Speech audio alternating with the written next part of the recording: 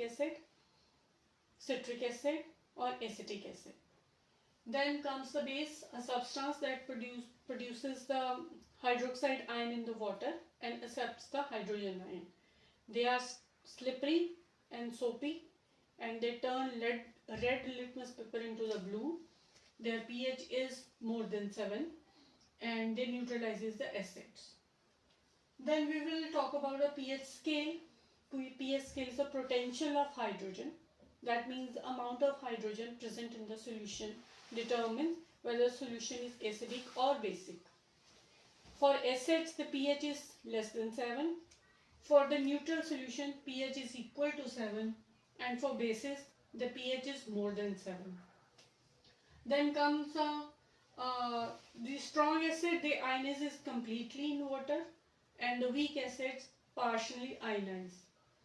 Then indicators.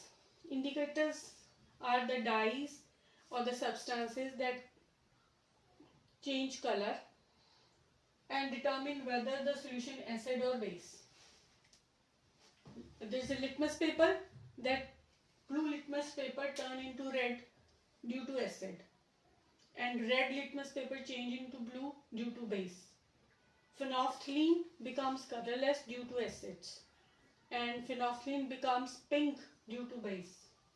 Then comes the methyl orange, becomes red due to acids, and methyl orange becomes yellow due to base.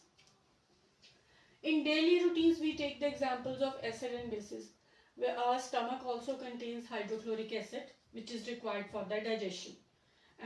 But we take antacids to neutralize the acid, which is present in the stomach. And again, chemical reaction, acid and bases react and they neutralizes each other. That is called the neutralization reaction. The important formula for the determine the pH of the solution is pH is equal to minus log and H plus. H plus shows the concentration of the hydrogen atom in the solution. We can calculate pH if we have been given the amount of H ion is equal to 1 into 10 raised to power 3. Then we can put the value .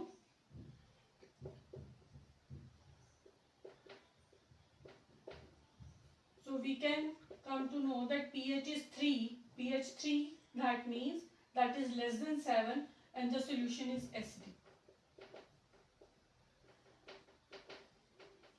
Thank you.